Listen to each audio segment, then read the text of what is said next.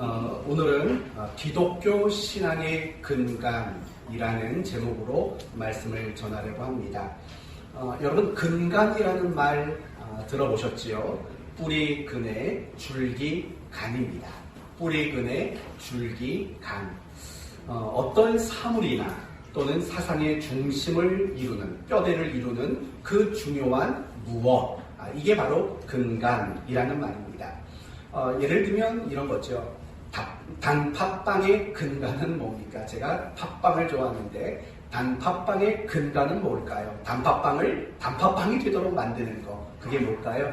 팥이에요. 만약에 팥이 없다면 더 이상 그거는 단팥빵이 될 수 없는 겁니다. 팥이 있기 때문에 그 빵은 단팥빵이 될 수 있는 겁니다. 따라서 기독교 신앙의 근간이라는 말은 이런 거죠. 기독교 신앙을 성립시키고 기독교 신앙을 가능하게 하는 그 전제와 그 내용, 그걸 우리는 기독교 신앙의 근간이다, 이렇게 말할 수 있는 겁니다. 오늘 본문은 예수님이 광야에서 마귀에게 시험을 당하시는 장면입니다. 그리고 중요한 것은 예수님이 시험 당하시는 이 장면 속에 기독교 신앙을 성립하고 기독교 신앙을 가능하도록 만드는 신앙의 근간이, 그 내용이 이 속에 담겨져 있다는 겁니다. 그러므로 오늘 말씀을 통해서 기독교 신앙의 근간이 과연 무엇인가, 이 부분을 우리가 좀 바르게 정립할 수 있는 그런 시간을 가지려고 합니다. 먼저 오늘 본문의 내용을 살펴봅시다. 1절 함께 읽어봅시다. 예수께서 성령의 충만함을 입어 요단 강에서 돌아오사 광야에서 40일 동안 성령에게 이끌리시며. 아멘. 예수님이 세례 요한에게 세례를 받으셨습니다. 그리고 이제는 공생애를 시작하시려고 합니다. 그 이전에 예수님께서는 성령에 이끌려 어디로 나가셨습니까? 광야로 나가셨습니다. 광야란 물이 없고 숲이 없어서 사람이 거주하기 어려운 곳이며 들짐승들이 거주하는 아주 거친 황무지를 우리는 광야라고 말을 합니다. 그곳에서 예수님은 40일 동안 금식을 하셨습니다. 40일 동안 금식을 하셨고 또 그 줄이신 상태로 예수님은 기도를 하셨습니다. 그때 2절을 보시면 누가 등장을 합니까? 마귀가 등장합니다. 마귀가 등장해서 예수님을 시험합니다. 오늘 함께 읽은 본문의 내용을 보면 마귀는 예수님을 세 가지로 시험합니다. 그 첫 번째는 무엇일까요? 3절에 보시면 네가 만일 하나님의 아들이어든 이 돌들에게 명하여 무엇을 만들라고요? 떡이 되게 하라 라는 시험을 합니다. 그때 예수님은 이렇게 대답하십니다. 4절 기록된 바 사람이 떡으로만 살 것이 아니니라. 예수님은 마귀의 첫 번째 시험을 이기신 겁니다. 그러자 마귀는 또다시 두 번째 시험을 합니다. 예수님을 향해서 무엇을 보여줬냐면 5절, 6절 이하를 보시면 예수를 이끌고 올라가서 순식간에 무엇을 보여줬습니까? 천하 만국을 보이시며 이르되 이 모든 권위와 그 영광을 다 내게 줄 것이다. 그러면서 7절은 무엇을 요구합니까? 그럴 테니까 내가 천하 만국의 모든 걸 줄 테니까 나에게 뭐 하라고요? 절을 해라. 이 시험을 받습니다. 그러자 예수님은 이렇게 말합니다. 8절 주 너의 하나님께 경배하고 다만 그를 섬기라. 이렇게 해서 두 번째 시험도 이기셨습니다. 마귀는 이 세 번째 시험을 합니다. 예수님을 데리고 어디로 갑니까? 9절을 보니까 예루살렘으로 가서 성전 꼭대기에 세웁니다. 그리고 뭐라고 말하냐면 이렇게 말합니다. 네가 만일 하나님의 아들이거든 뛰어내려라. 그러면 천사가 네 발이 땅에 닿기 전에 너를 붙잡을 것이다. 이렇게 시험을 합니다. 그러자 예수님이 뭐라고 말하냐면 12절에 주 너의 하나님을 시험하지 말라라고 하시면서 시험을 이겼습니다. 예수님은 마귀의 이 세 가지 시험을 이기셨습니다. 그러자 마지막 13절을 보면 마귀가 예수님을 떠나갔다라고 말씀합니다. 이게 바로 오늘 본문의 내용입니다. 오늘 본문의 내용 그 자체가 여러분에게는 충분히 이해할 수 있는 그런 내용일 겁니다.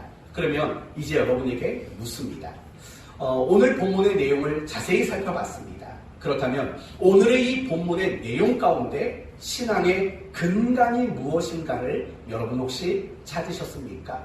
신앙을 성립시키는 그 무엇, 또 신앙을 가능하게 만드는 그 무엇을 여러분은 과연 찾으셨습니까? 다시 한번 여러분이 신앙의 근간이라는 주제와 관점을 가지고 오늘 함께 우리가 살펴본 이 본문의 내용들을 생각해 보십시오. 그리고 여러분은 반드시 찾으셔야 합니다. 신앙을 성립시키는 근간, 신앙을 가능하도록 만드는 근간이 무엇이라고 제시하고 있는지를 보셔야 합니다. 무엇일 것 같습니까? 성령, 금식, 기도, 시험, 말씀, 이런 것들은 신앙 안에서 사실은 중요한 것이 맞습니다. 그러나 이러한 주제들은 신앙의 근간이라고 말하기는 어렵습니다. 그렇다면 지금 누가 사도가 말하려고 하는 신앙의 근간은 뭘까요? 특별히 기독교 신앙을 성립시키는 근간을 무엇이라고 말할까요? 오늘 본문에는 두 가지가 담겨져 있지만 오늘은 한 가지만 다루고 다음 주일에도 동일하게 신앙의 근간이라는 제목으로 또 한 가지를 여러분과 함께 나누려고 합니다. 오늘 본문이 말하고자 하는 신앙의 근간은 바로 이겁니다. 잘 들으십시오. 보이는 세계가 전부는 아니다라는 겁니다. 이게 제일 중요한 거예요. 보이는 세계가 전부는 아니다. 보이지 않지만 존재하는 세계, 보이지 않지만 존재하는 현실이 있다라는 사실을 확신하고 인정하는 것, 이것이 바로 기독교 신앙을 성립시키는, 가능케 하는 가장 중요한 내용이 된다는 겁니다. 여러분이 오늘은 이 표현을 좀 기억해 두는 게 좋을 것 같아요. 기독교 신앙을 성립시키는 그 내용은 보이는 게 다가 아니다. 보이지 않는 세계와 보이지 않는 현실도 있다라는 것을 확신하고 인정하는 것, 이것이 우리의 신앙을 성립시키는 가장 중요한 첫 번째 내용이라는 것을 이해하셔야 합니다. 그러면 이 부분을 여러분에게 조금 더 설명을 해드리도록 하겠습니다. 누가복음은 누가가 기록한 책입니다. 누구에게 기록한 책일까요? 지난주에도 살펴봤죠? 누구죠? 데오빌로라는 사람입니다. 여러분, 이 데오빌로는 누구인 것 같습니까? 아마도 로마의 고위 관리였던 사람이거나 또한 아니면 로마의 어떤 높은 직책을 가졌던 사람일 것입니다. 왜 그러냐면 누가복음 1장 3절을 보시면 이 데오빌로의 칭호, 호칭이 뭐냐면 데오빌로 각하여예요. 각하라는 말을 써요. 여러분, 각하라는 말은 옛날에는 대통령에게도 썼고 아주 높은 사람들에게만 쓰는 칭호라는 것을 여러분 아실 거예요. 그렇기 때문에 아마도 추정컨대 데오빌로는 로마라는 나라에서 굉장히 높은 어떤 고위 관직을 맡았던 사람일 것이다라고 추정하는 것이 대부분의 학자들의 의견인 것입니다. 그러므로 이 데오빌로는 어떤 사람이냐면 이런 사람이죠. 로마라는 국가, 정치, 군사력, 그 힘을 경험한 사람인 거예요. 그리고 로마의 정치와 국가와 군사력이 가지는 그 힘이야말로 가장 큰 현실이라고 여기며 살았던 사람이라는 겁니다. 이 표현도 사실은 중요해요. 로마라는 국가가 가지는 힘, 로마의 어떤 정치가 가지는 힘, 로마의 군사력이 가지는 어떤 힘, 이것이 가장 큰 현실로 늘 경험하고 알고 그렇게 살았던 인물이 바로 데오빌로라는 겁니다. 그런데 그 데오빌로가 로마라는 국가와 정치와 군사, 그것이 가지는 힘이 전부라고 생각했던 데오빌로가 오늘 본문을 봤을 때에는요, 굉장히 충격적일 수밖에 없었을 거라는 겁니다. 왜 그러냐면 오늘 본문을 보면 자신이 지금까지 경험하고 자신이 지금까지 전부라고 생각했던 로마라는 국가와 정치와 그 군사력이 가져다주는 그 힘보다 더 큰 무엇인가가 있다는 것을 보게 되었기 때문이라는 거죠. 더 큰 힘과 더 큰 현실이 있다는 것을 마주했을 것입니다. 그게 뭡니까? 바로 이런 거죠. 돌을 떡덩이로 만들 수 있는 능력. 한순간에 세상의 모든 권세와 세계의 모든 것을 줄 수 있는 권세, 또는 높은 데서 뛰어내려도 천사가 보호해주고 안전하게 지켜줄 수 있는 질서. 지금 이 데오빌로가 이런 장면들을 본다면 사실은 충격에 빠질 수밖에 없을 거죠. 사실은 우리의 입장에서 오늘 이 본문을 보면 우리는 늘 생각할 줄 아는 게 뭐에 머무르냐면, 마귀는 우리를 시험하는구나. 마귀는 예수를 시험했듯이 마귀는 우리도 시험하는구나. 우리도 마귀를 이겨야 하는구나. 그러면 마귀를 우리는 어떻게 이길까? 우리는 사실은 여기에만 초점을 두고 있다는 거예요. 물론 우리가 마귀의 유혹과 시험을 이기는 것도 너무나도 중요한 겁니다. 그러나 사실은 오늘 이 본문만큼은 우리에게 마귀의 유혹과 마귀의 시험을 이겨야 한다라고 말하는 것보다도 더 먼저, 더 중요한 것을 이야기하는 것이 목적이라는 겁니다. 그게 뭐라는 겁니까? 우리가 경험하고 우리가 눈으로 보고 우리가 피부적으로 느껴지는 그 세상과 그 현실, 그게 다가 아니다. 그게 전부가 아니다.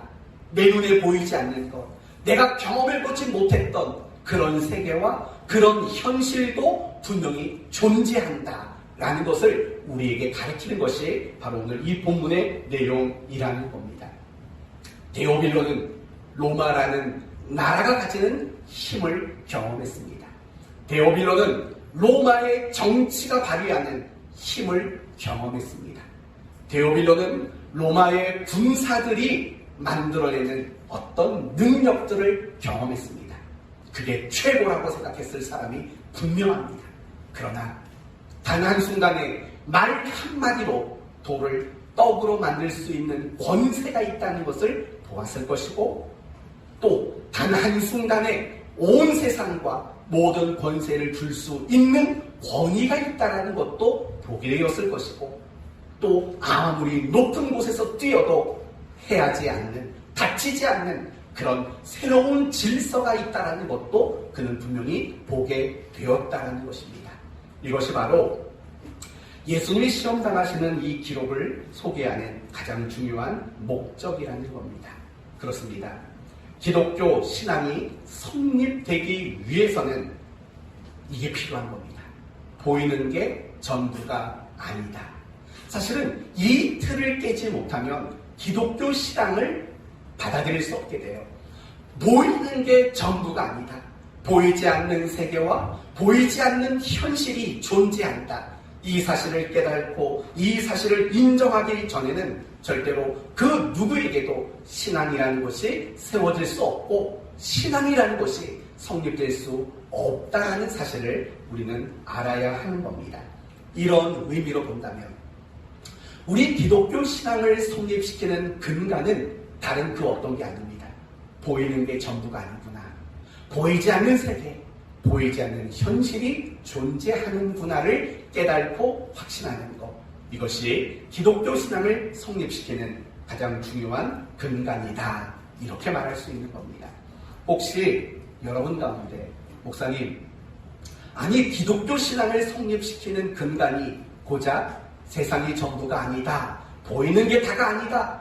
너무 시시하지 않습니까? 혹시 이런 생각을 하시는 분이 계십니까? 그렇지 않습니다. 만약에 여러분이 그런 생각이 드신다면 창세기 1장 1절을 여러분은 생각해 보셔야 합니다. 창세기 1장 1절은 웬만하면 다 외우시죠? 준비되셨어요? 한번 해봅시다. 시작. 잠깐만요. 태초에 하나님이에요? 하나님이 태초예요? 다시 해봅시다. 시작. 누가 말하는지 하나도 모르겠어요. 태초에 하나님이 천지를 창조하시니라. 한번 해석해 보세요. 태초에 하나님이 천지를 창조하시니라. 어떤 내용일까요? 하나님이 태초에 하늘과 땅을 만드셨다라는 내용이죠. 문자적으로는 그런 내용입니다. 그러나 사실은 창세기 1장 1절은 단지 하나님이 하늘과 땅을 창조했습니다. 그 정도 범주 안에 머무르는 구절이 아니에요. 사실은 훨씬 더 폭넓은, 아마 우리가 헤아리지 못하고 우리가 측량하지 못할 정도로 넓은 이야기를 하는 거예요. 이렇게 말하면 될 것 같아요. 하나님은 하늘에 보이는 것과 보이지 않는 것을 창조하셨고, 하나님은 땅에 보이는 것과 보이지 않는 걸 창조하셨습니다. 더 넓게 얘기하면 이거죠. 하나님은 태초에 보이는 것과 보이지 않는 것을 창조하셨습니다. 보이지 않는 것, 보이는 것, 모든 것을 하나님이 창조했습니다. 라는 의미를 가지는 구절이 바로 창세기 1장 1절입니다. 사실은 창세기 1장 1절은요, 신앙을 가지고 가장 먼저 접하는 구절일 수밖에 없어요. 왜냐하면 성경의 가장 첫 번째 페이지, 첫 번째 내용이기 때문에 그래요. 여러분, 그 의미는 무엇이냐면 결국 이런 거죠. 하나님이 세상을 보이는 것과 보이지 않는 모든 걸 창조하셨다라는 이 1장 1절이라는 이 문을 통과하지 않고는 그 누구도 신앙이라는 것을 가질 수 없다라는 것을 말하는 거예요. 이걸 반대로 말한다면 창세기 1장 1절, 하나님이 하늘과 땅에 보이는 것과 보이지 않는 모든 것을 창조하셨습니다 라는 것을 인정하는 사람만이, 이 1장 1절이라는 문을 통과한 사람만이 바로 신앙이라는 것을 가질 수 있다라는 거예요. 여러분 한번 생각해 보십시오. 보이는 게 전부다 라고 여기는 사람이 과연 신앙이라는 것을 가질 수 있을까요? 보이는 게 다다. 내 눈에 보이고 내가 만질 수 있는 거, 내가 느낄 수 있는 거, 내가 경험할 수 있는 거, 그게 다다 라고 여긴다면 과연 하나님께 대한 신앙은 과연 만들어질 수 있겠습니까? 그것은 불가능한 일일 수밖에 없는 겁니다. 바로 창세기 1장 1절이 그걸 말하는 거예요. 하나님은 보이는 것만 만드신 게 아니다. 보이지 않는 모든 것까지 만드신 분이시며 그것을 통치하시고 그것을 다스리시는 분이시다. 바로 이 내용이 함축되어 있는 게 1장 1절인 거죠. 그것을 아멘으로 받는 사람, 그 사람은 신앙이라는 걸 가질 수 있게 되는 거예요. 그 사람에게 비로소 신앙이라는 것이 성립되는 거라고요. 마찬가지라는 거예요. 보이는 것이 전부가 아니다라는 것을 깨닫고 보이지 않는 세계와 보이지 않는 현실이 있다는 것을 인정할 때 비로소 신앙이라는 것이 성립된다라는 것입니다. 이제 여러분에게 묻습니다. 여러분은 보이는 것이 전부가 아니라고 인정하십니까? 아멘 하셔야 되는 거예요. 또 묻습니다. 보이지 않는 세계, 보이지 않는 현실이 있다고 인정하십니까? 여러분의 그 인정과 그 확신이 여러분으로 하여금 믿음을 갖도록 만든 거고, 여러분을 오늘 이 자리에 앉도록 만든 그 원인이 바로 여러분의 그 신앙 고백 속에 있다는 사실을 여러분은 깨달으시고 평생 그 신앙을 놓치지 않는 여러분이 되시기를 예수님의 이름으로 축원드립니다. 우리는 지금 여기까지 왔습니다. 신앙이라는 것이 성립되려면, 신앙이라는 것을 가질 수 있으려면 보이는 게 다가 아니고 보이지 않는 세계와 보이지 않는 현실이라는 것이 있다는 것을 인정해야 된다. 여기까지 봤습니다. 이제는 또 두 번째 이야기를 해봐야 합니다. 기독교 신앙이 성립하려면 지금 말씀드렸던 그런 인정함이 있어야 돼요. 두 번째 내용도 마찬가지예요. 기독교 신앙이 가능해지려면 역시 보이는 게 전부가 아니다. 보이지 않는 것이 분명히 존재한다. 라는 사실을 확신하는 자리로부터 기독교 신앙이 시작될 수 있다는 거예요. 무슨 말인 거 아니? 이런 말인 거죠. 내가 그리스도인으로서 올바르고 정당하게 내가 그리스도인답게 살기 위해서 필요한 근간이라는 것이 있는데 그게 바로 보이는 게 전부가 아니다. 보이지 않는 현실과 보이지 않는 세계가 있다는 사실을 인정할 때 비로소 우리 모두는 그리스도인답게 살아낼 수 있다는 것을 이제부터 살펴보겠다는 겁니다. 구약과 신약의 몇몇 사건을 근거로 이 부분을 여러분에게 설명하려고 합니다. 먼저 민수기 13장의 이야기를 여러분과 나눠보겠습니다. 민수기 13장의 이야기는 이거예요. 12명의 가나안 땅 정탐꾼들에 대한 이야기예요. 여러분, 12명의 정탐꾼이 가나안 땅을 며칠 동안 정탐하고 왔습니까? 며칠이요?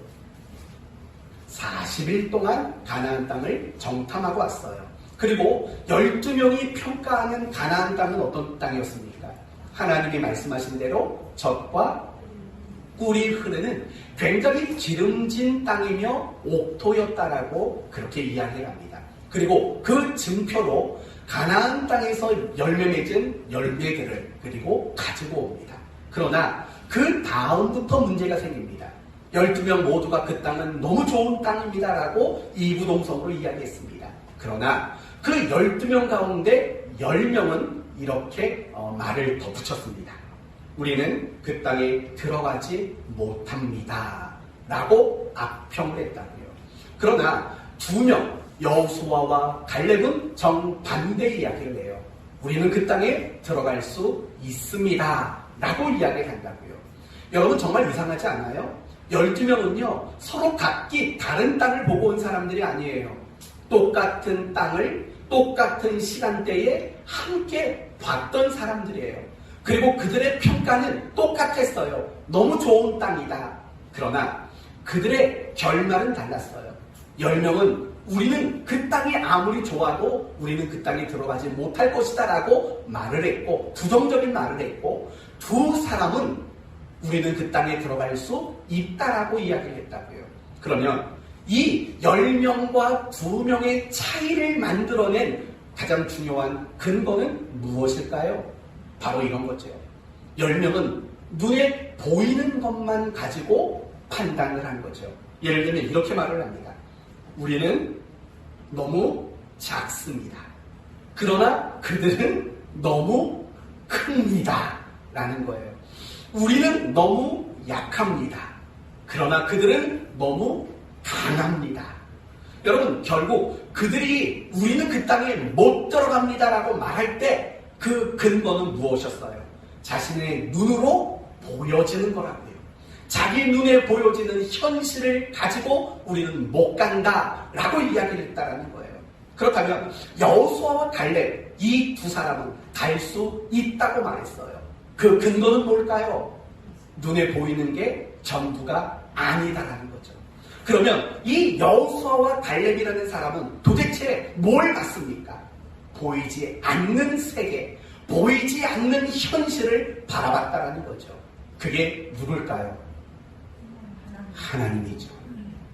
비록 눈에 보이지 않는 하나님, 비록 우리 눈에 보이지 않지만 그분이 주신 약속의 말씀, 그것을 현실로 받아들이는 그 신앙의 내용이 있었기 때문이라는 겁니다. 제가 이 12명의 정탐꾼 이야기를 여러분에게 드리는 목적은 그거예요. 이 12명 모두 신앙을 가진 사람들이에요.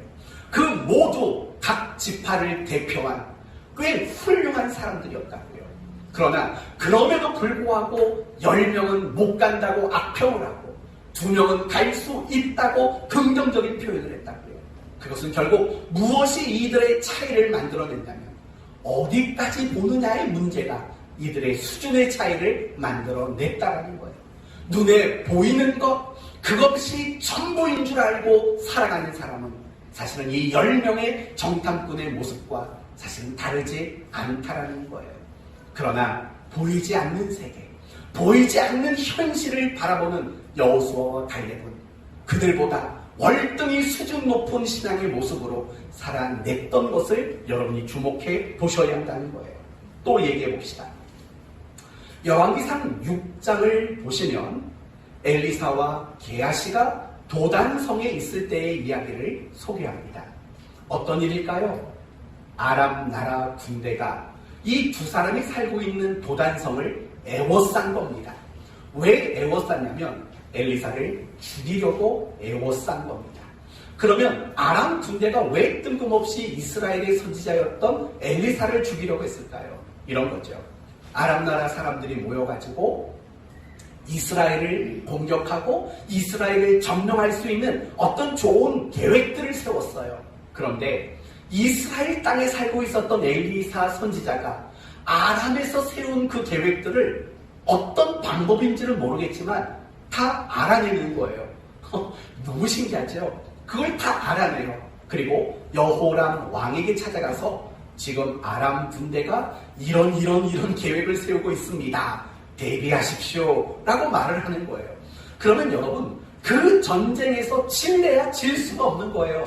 상대편의 수를 아는데, 상대편의 전략을 아는데 어떻게 지겠냐고요. 그러니까 매번 아람 나라가 이스라엘을 침공할 때 지게 되니까 너무 이해가 안 된 거예요.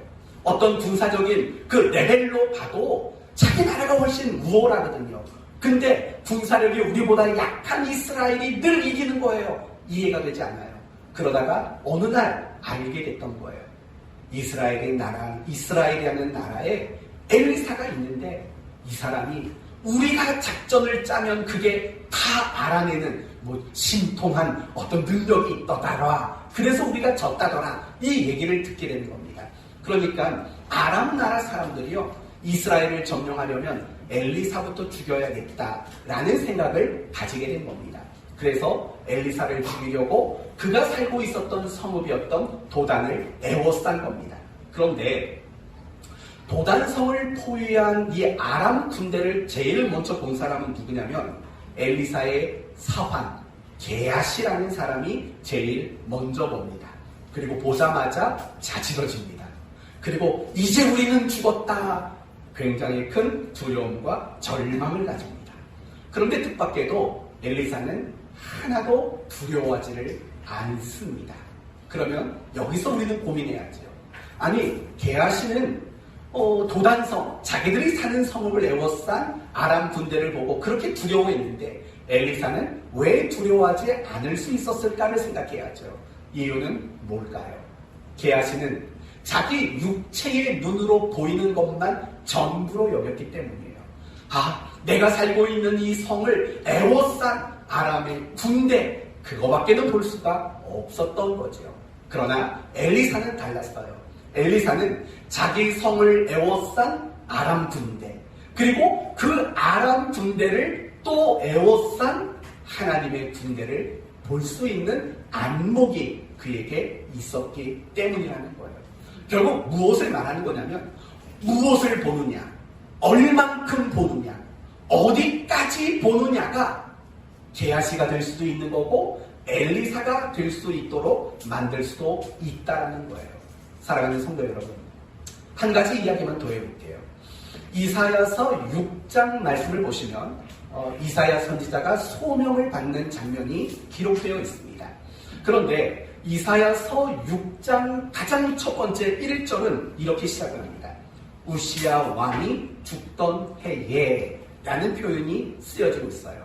여러분 생각해봐요. 만약입니다. 오늘 갑자기 우리나라 대통령이 죽었습니다. 어떤 일이 일어날까요? 아마 나라적으로 비상상태가 선포될 것이 분명합니다.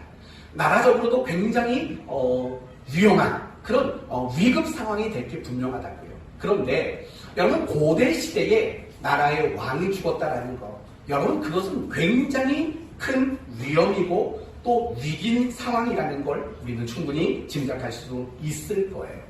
그런 상황 가운데 이사야 선지자가 하나님께 이렇게 말을 합니다. 하나님, 제가 하나님을 위해서 이 백성에게 가겠습니다. 내가 가서 이 백성에게 하나님의 말씀을 전하겠습니다. 이사야 선지자가 그때 스스로 자원하고 소원하게 됩니다. 그때 하나님은 이렇게 말씀하십니다. 여호와께서 이르시되 가서 이 백성에게 이르기를 너희가 듣기는 들어도 깨달지 못할 것이요 보기는 보아도 알지 못하리라 말하라 라고 말하는 거예요.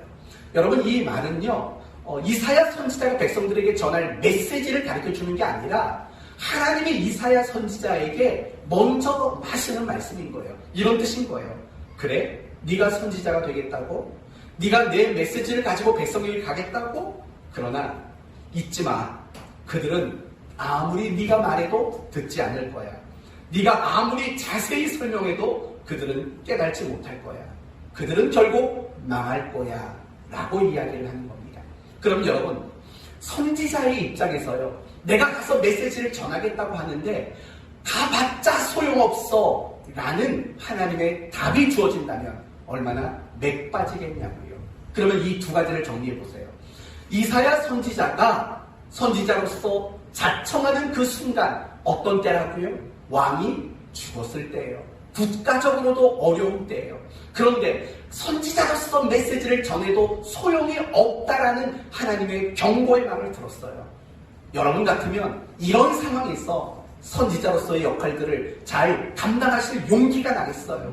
그러나 이사야 선지자는 그런 나쁜 상황 속에서도, 그런 열악한 상황 속에서도, 어떤 기대와 소망이 없어 보이는 그런 현실 속에서도 선지자로서의 그 직무를 너무나도 잘 감당했다라는 거예요.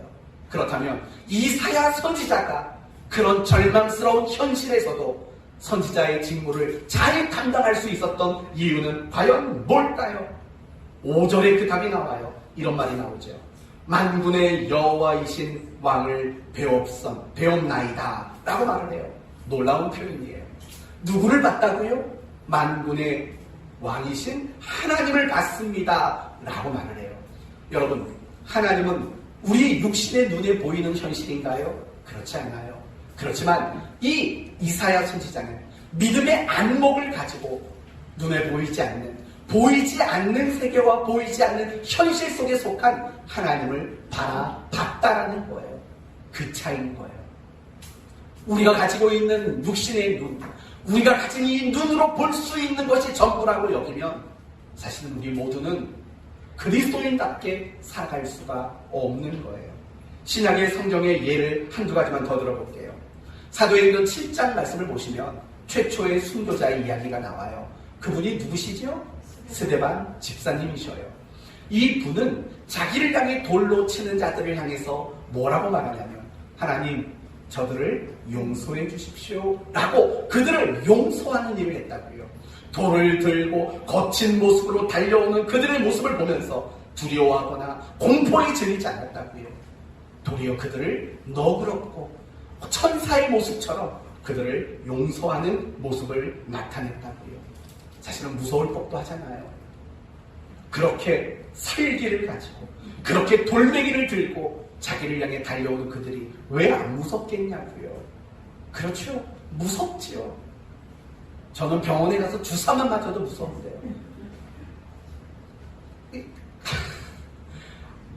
아무튼 무섭다고요. 아니, 간호사가 이렇게 찌르려고 하면 자꾸 움찔움찔하니까 간호사가 힘 좀 빼시라고. 힘 안 빠지는데 어떻게 빼냐고. 아무튼 저는 그 주사기도 무서워요. 저 병원에 안 가요, 애지가 나면. 아무튼 그런데 자기를 죽이겠다고 돌을 들고 뛰어오는 그들이 왜 안 무섭겠냐고요. 근데 그 두려움을 이겼다고요. 왜냐하면 이렇게 성경은 이야기해요. 5절에 스데반이 성령 충만하여 하늘을 우러러 주목하여 하나님의 영광과 및 예수께서 하나님 우편에 서신 것을 보고, 평상시에 보지 못했던 하나님 보좌 우편에 서 계신 그리스도를 보았다는 거예요. 그것을 보고 나니까 두려움이 물러가는 거고, 어떤 것도 공포스럽지 않는 거고, 자기를 죽이는 자들까지도 용서할 수 있는 그런 훌륭한 사람이 된 거지요. 사도행전 27장을 보면 바울이 알렉산드리아라는 배를 타고 로마로 가는 장면이 소개가 됩니다. 그 배에는 276명이 타고 있었습니다. 바울을 포함해서. 그런데 항해하는 도중에 유라굴로라는 광풍이 일어나게 돼요. 그래서 배가 파선하기 직전까지 처하게 됩니다. 그러자 그 배에 탔던 바울을 제외한 275명은 밥도 먹지 못하고 공포에 질려 두려움에 사로잡혀 있었습니다. 그러나 사도 바울은 달랐어요. 바울은 도리어 마음이 평안했다고요. 나머지 275명을 위로하는 사람이 될 수 있었다고요. 이유는 뭘까요? 다른 환경이 있었을까요? 아닙니다. 똑같은 환경이 있었습니다. 그러나 무엇이 달랐냐면 275명이 보는 것과 전혀 다른 걸 봤다고요. 뭘 봤습니까? 하나님을 보았고 하나님이 로마에 갈 것이다 라고 주신 약속의 말씀을 믿음의 눈으로 그는 보았다라는 것입니다. 이제 아시겠습니까? 구약에 나오는 이야기와 신약에 나오는 이 이야기를 모두 종합하면 결국 이런 거죠.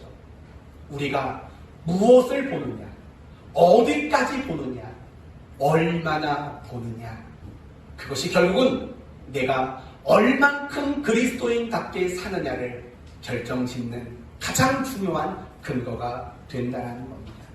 우리는 그리스도인입니다. 정말 그리스도인답게 살아야 하는 의무와 책임을 가진 자들입니다. 그럼에도 불구하고 우리가 그리스도인답게 살아내지 못하는 이유는 분명합니다.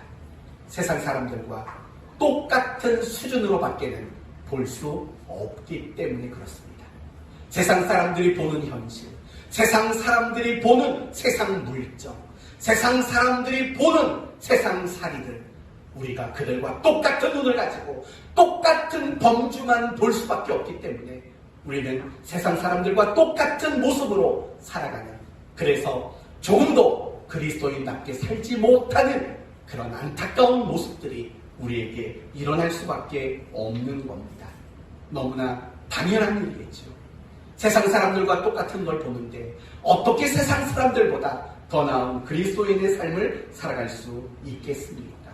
그러나 만약 우리가 여호수아처럼, 갈렙처럼, 그리고 엘리사처럼, 스데반처럼, 그리고 바울처럼 눈에 보이는 게 전부가 아니다, 눈에 보이지 않는 세계와 눈에 보이지 않는 현실을 바라볼 수 있는 안목을 가지게 된다면, 더 정확히 말하면 실존하신 하나님, 비록 눈에 보이지 않지만 실존하신 그 하나님과 그분의 말씀과 그분의 약속을 현실로 확신하고 현실로 받아들이고 보게 된다면 우리는 얼마든지 여호수아, 갈렙, 스데반, 바울처럼 그렇게 살아낼 수 있게 된다는 겁니다.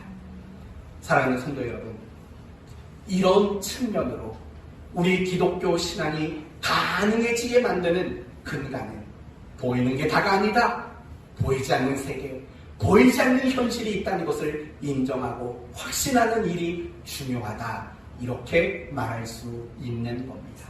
사랑하는 성도 여러분, 여러분에게 신앙의 위기가 무엇이라고 생각하십니까? 신앙의 위기 과연 뭘까요? 뜻하지 않은 어떤 어려움이 생기는 걸까요? 어떤 문제가 생기는 걸까요? 전혀 그렇지 않습니다. 우리에게 어려움이 생기는 것, 우리에게 어떤 문제가 생기는 것, 우리가 어떤 일에 실패하는 것, 이런 것들은요, 우리에게 신앙의 위기가 되지 않아요. 절대 위기가 되지 않아요. 그러면 무엇이 우리의 신앙의 위기일까요? 실존하신 하나님이 현실로 느껴지지 않는 거예요. 실존하시는 하나님의 말씀과 약속이 내게 힘이 되지 않는 거예요. 하나님과 그분의 말씀이 현실이 아닌 비현실로 느껴질 때, 그것이야말로 우리가 가지는 신앙의 가장 큰 위기 상황이라는 것을 우리는 알아야 하는 겁니다. 사랑하는 성도 여러분, 혹시 여러분이 그런 사람 아니에요? 여러분이 어떤 어려움과 어떤 문제가 있을 때 하나님이 힘이 되지 않아요. 하나님의 약속의 말씀이 위로가 되지 않아요. 그게 바로 여러분의 신앙의 가장 큰 위기라는 거예요. 반대로 생각해봐요. 어려움이 있고 문제가 있어요. 그런데 하나님이 느껴져요. 하나님의 말씀과 하나님의 약속이 위로와 힘이 돼요. 그렇다면 그런 사람에게 그 어려움과 그 문제는 과연 위기가 될 수 있을까요? 그건 위기가 되지 못해요. 도리어 하나님을 경험할 수 있는 기회가 된다고요. 보이고 느껴지는 것, 그것만이 현실이 아니라는 걸 잊지 마셔야 합니다. 하나님은 단순히 신앙의 대상이 아니에요. 하나님은 실존이시며 하나님은 현실이신 분이세요. 하나님은 성경 속에만 존재하는 분이 아니에요. 그런 의미로 임마누엘이 아니에요. 하나님은 내 삶에서 내가 겪는 모든 현실 속에서 함께 하시는 하나님이라는 측면으로 임마누엘이 말씀되어지는 거라고요. 여러분의 인생의 가장 큰 현실은 사실은 하나님이라고요. 그것을 붙잡는 것이 내가 신앙을 다하는 게 만드는 가장 중요한 신앙의 근간이 된다는 겁니다. 사랑하는 성도 여러분, 그러므로 보이는 것이 전부라고 생각하지 마세요.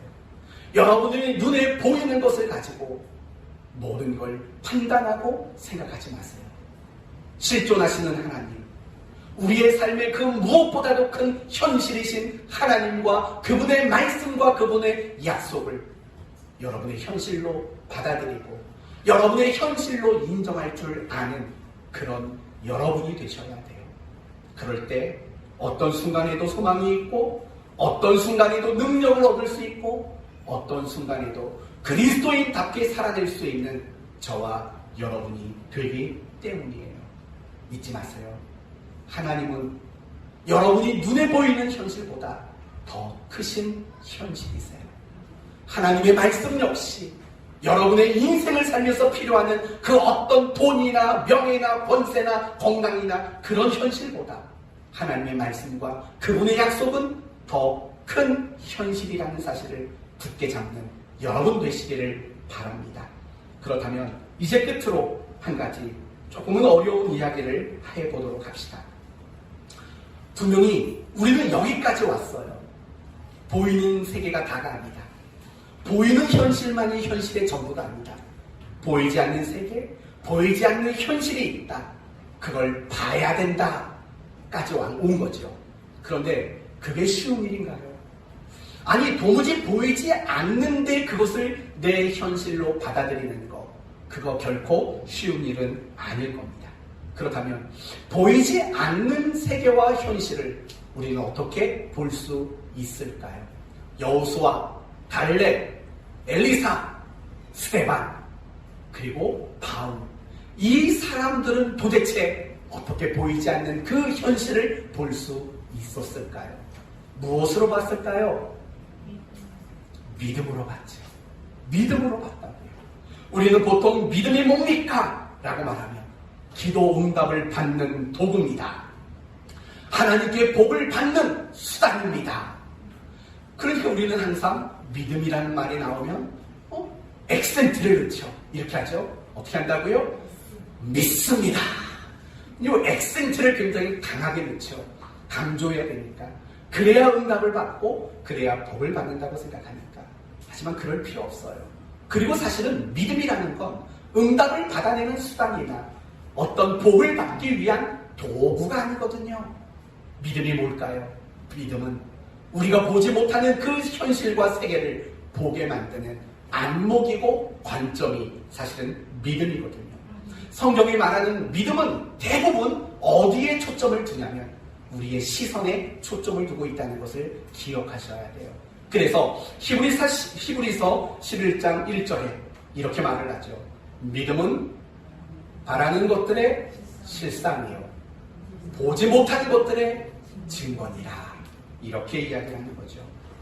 결국 믿음이란 하나님을 향한 시선이며 하나님을 향한 관점을 믿음으로 이야기하고 있는 거예요.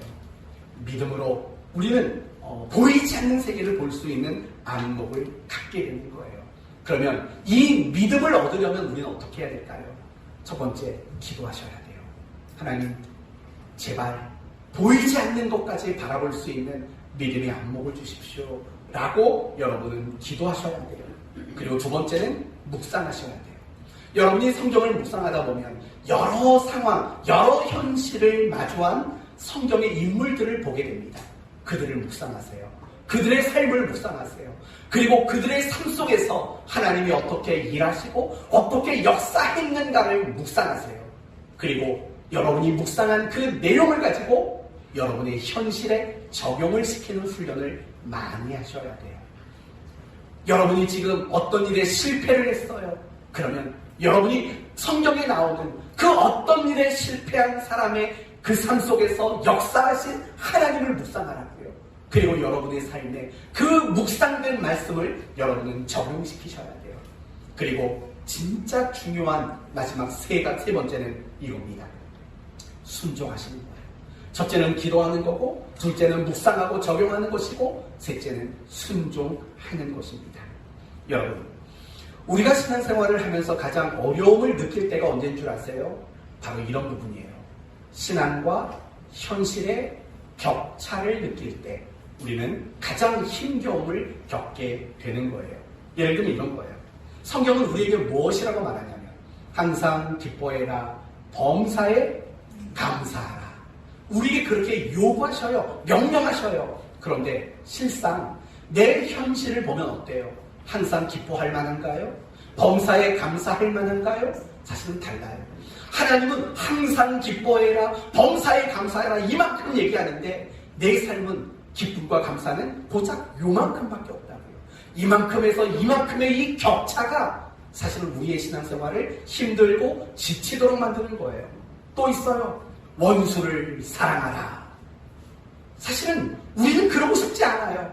그런데 하나님은 우리에게 원수를 사랑하라고 말해요. 원수를 사랑해라. 글쎄요. 이 격차가 우리를 힘들고 버겁도록 만드는 거예요. 하나님은 우리에게 이렇게 말했어요. 내가 항상 너희와 함께하겠다. 그러나 막상 내 현실을 뒤돌아보면 하나님이 함께하는 것이 도무지 느껴지지 않는 현실일 때가 많아요.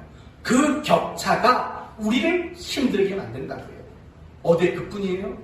너희는 내 아들이요, 내 딸이다, 내 자녀다 라고 말을 한다고요. 그러나 내가 이 세상을 살면서 하나님의 아들, 하나님의 딸 대접을 받는 게 별로 안 느껴지는 현실이 훨씬 더 많다고요. 그런 격차가 우리의 신앙생활을 지치게 만들고 우리에게 그런 것들을 힘들게 만드는 원인이 된다는 거예요. 그렇다면 이 부분은 고민해 봐야 돼요. 우리는 왜 힘들까요? 왜 이런 신앙의 차이가 생길까요? 신앙과 내가 살아가는 현실의 이 격차가 생기는 이유가 뭘까요?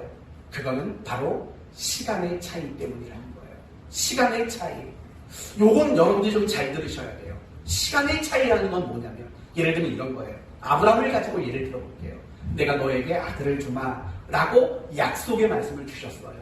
그러나 아브라함의 입장에서는요, 약속은 받았는데 안 이루어져요. 이 격차가 너무 크니까 아브라함은 이 격차 속에서 뭘 했어요? 하갈. 자기 부인의 몸종 하갈을 통해서 애를 낳고, 그게 아니라고 말하니까 그 다음에는 자기 집에서 자기가 가장 아끼던 종 엘리에셀인가요? 그 종을 양자로 삼으려고 했다고요. 그랬더니 하나님이 그것도 아니다라고 얘기했어요. 결국 아브라함이 그렇게 약속을 받았는데도 불구하고 힘겹고 지쳤던 이유는 이 격차 때문이에요. 근데 이 격차 속에 지치는 이유가 뭐냐면 시간의 차이 때문이에요. 아브라함은 이 약속을 받았을 때 어떤 시간을 생각했을까요? 곧, 그쵸? 금방이라는 시간을 생각했다고요. 그러나 하나님이 아들을 주겠다고 약속했을 때 하나님의 시간은 아브라함의 몇 살이었을까요? 100살이었죠. 100살에 줄 걸 하나님은 시간으로 가지셨다고요. 아브라함은 75세 그 약속을 받았으니까 곧. 근데 하나님의 시간은 100살. 이 시간의 차이 때문에 우리는 신앙과 현실의 이 격차를 느낄 수밖에 없는 거예요. 기도도 마찬가지예요, 여러분. 내가 하나님께 기도하면 그 기도가 끝나는 대로 응답해 주시면 신앙과 현실의 격차를 느끼지 못해요. 그러나 하나님은 어떨 때는 1년 뒤에, 어떨 때는 10년 뒤에 응답을 주신다고요. 그러니까 우리는 늘 그 시간의 차이 때문에 항상 신앙과 현실의 이 격차를 느끼게 되고, 그래서 우리는 지치고 힘든 신앙생활을 할 수밖에 없다는 거예요. 이제 결론이에요. 이 시간의 차이가 느껴질 때 바로 그때 순종하시라는 거예요. 이 시간의 격차로 여러분이 지칠 때일수록 여러분은 더 하나님의 말씀대로, 하나님께 받아든 약속대로 여러분은 순종을 하셔야 돼요. 그러다 보면 여러분은 신앙과 현실의 격차가 좁아져 가는 것들을 경험하게 될 것이고, 그러면서 여러분은 보이지 않는 현실들을 바라보는 믿음의 안목들을 얻어갈 수 있게 되는 거예요. 우리가 왜 자꾸 눈에 보이는 것만 볼까요? 왜 분명히 실존하시는 하나님, 실존하시는 하나님의 말씀과 약속은 안 보일까요? 기도하지 않기 때문이에요. 묵상하고 그 묵상한 걸 내게 적용하지 않기 때문이에요. 그리고 신앙과 현실의 그 시간 차이 속에 순종하려고 하는 몸부림을 갖지 않기 때문에 그래요. 여러분이 적어도 그 세 가지만 해보세요. 그러면 여러분이 여호수아가 될 수 있고, 갈렙이 될 수 있고, 엘리사가 될 수 있고, 스데반이 될 수 있고, 바울이 될 수 있는 거예요. 바로 오늘 본문의 이야기가 여기까지입니다. 오늘 말씀을 이제 마치도록 하겠습니다.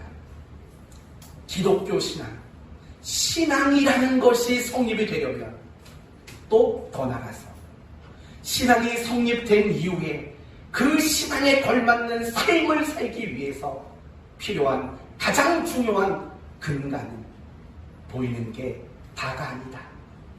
보이지 않는 세계와 보이지 않는 현실이 존재한다는 것을 인정하고 깨닫고 확신하는 겁니다. 그 보이지 않는 현실과 세계는 무엇입니까?